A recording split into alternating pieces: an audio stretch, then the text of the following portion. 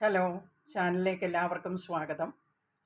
ഇന്ന് ഉണ്ടാക്കാൻ പോകുന്നത് മഷ്റൂം മസാലയാണ്. അതിലേക്കൊരു പാൻ വെച്ചിട്ടുണ്ട്. 2 ടേബിൾ സ്പൂൺ എണ്ണയാണ് ഒഴിച്ചിരിക്കുന്നത്. അതിലേക്ക് 1/2 ടീസ്പൂൺ കടുക് ഇട്ട് കൊടുക്കാം. ഞാൻ സൺഫ്ലവർ ഓയിലാണ് ഉപയോഗിക്കുന്നത്.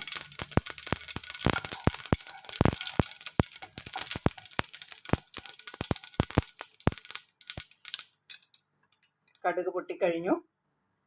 ഒരു മീഡിയം സൈസ് സവാള ചെറുതായിട്ട് അരിഞ്ഞതും 3 പച്ചമുളകും കൂടിയാണ് ഇടുന്നത്.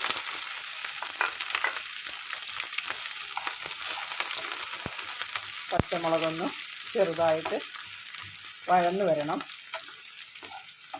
ഒരുപാട് ചുവക്കേണ്ട ആവശ്യമില്ല.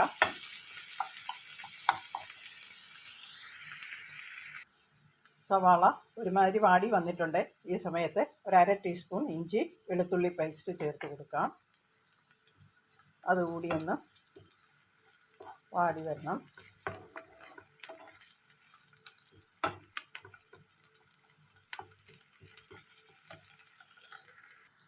ഉള്ളി നന്നായി വഴന്ന് വന്നിട്ടുണ്ട്. അതിലേക്കൊരു മീഡിയം സൈസ് തക്കാളി ചെറിയ കഷ്ണങ്ങളായി അരിഞ്ഞത് ഇട്ട് കൊടുക്കാം. അതിലേക്ക് കുറച്ച് ഉപ്പ് കൂടി ഇട്ട് കൊടുക്കാം.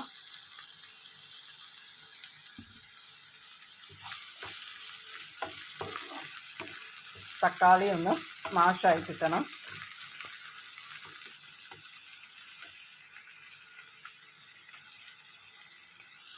ഒരു 5 മിനിറ്റ് അടച്ച് വെച്ച് കൊടുക്കാം. ഒന്ന് നോക്കാം. 5 മിനിറ്റായേ. തക്കാളിയെല്ലാം നന്നായി സ്മാഷായി വന്നിട്ടുണ്ട്. നല്ല സോഫ്റ്റ് ആയിട്ടുണ്ട്. ഈ സമയത്ത് 1/2 ടീസ്പൂൺ മഞ്ഞൾപ്പൊടി ചേർത്ത് കൊടുക്കാം. കൂടെ തന്നെ കുറച്ച് കറിവേപ്പില,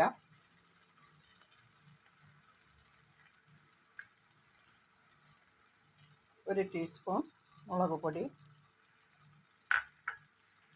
1/2 ടീസ്പൂൺ മല്ലിപ്പൊടി, ഒരു 1/4 ടീസ്പൂൺ ഗരം മസാല. എല്ലാം കൂടി ഒന്ന് മിക്സ് ചെയ്ത് കൊടുക്കാം.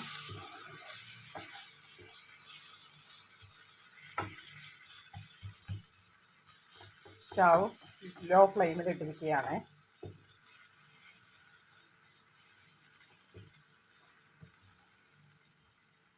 ഒരു 2 മിനിറ്റ് ഒന്ന് അടച്ച് വെച്ച് കൊടുക്കാം. തുറന്ന് നോക്കാം.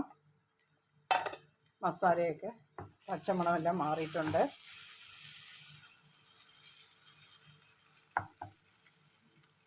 ഈ സമയത്ത് മഷ്റൂം ചേർത്ത് കൊടുക്കാം. ഞാൻ എടുത്തിരിക്കുന്നത് ബട്ടർ മഷ്റൂമാണ്. 250 ഗ്രാമാണ് എടുത്തിരിക്കുന്നത്. ക്ലീൻ ചെയ്തിട്ട് കട്ട് ചെയ്ത് വെച്ചതാണ്.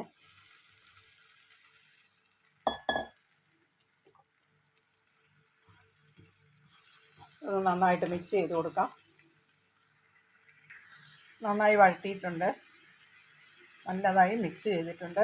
ഞാൻ കുറച്ച് വെള്ളം കൂടി ഒഴിക്കുകയാണ്. വെള്ളം ഇറങ്ങുന്ന ഐറ്റമാണ് മഷ്റൂം.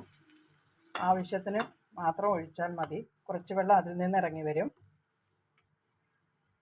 ഉപ്പെല്ലാം പാകമാണോ എന്ന് നോക്കണം.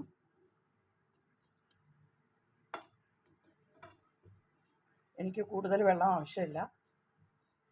എരിവ് ഞാൻ കുറച്ചാണ് ഇട്ടിരിക്കുന്നത്. നിങ്ങളുടെ ആവശ്യം മാതിരി ഉപയോഗിക്കാം. ഇതൊരു 5 മിനിറ്റ് ഒന്ന് അടച്ചു വെച്ച് കൊടുക്കാം. തുറന്ന് നോക്കാം. 5 മിനിറ്റ് ആയിട്ടുണ്ട്. ഇടയ്ക്ക് ഞാൻ ഇളക്കി കൊടുത്തിരുന്നു. ഇതിലേക്ക് ഒരു ടീസ്പൂൺ കുരുമുളക് പൊടി കൂടെ ഇട്ട് കൊടുക്കാം. കുറച്ച് മല്ലിയില തൂവി കൊടുക്കാം. പാകമായിട്ടുണ്ട്. അധികം വേവില്ലാത്ത ഐറ്റമാണ് മഷ്റൂം. ഇത് വളരെ ഈസി ആയിട്ട് ഉണ്ടാക്കാൻ പറ്റുന്നതുമാണ്.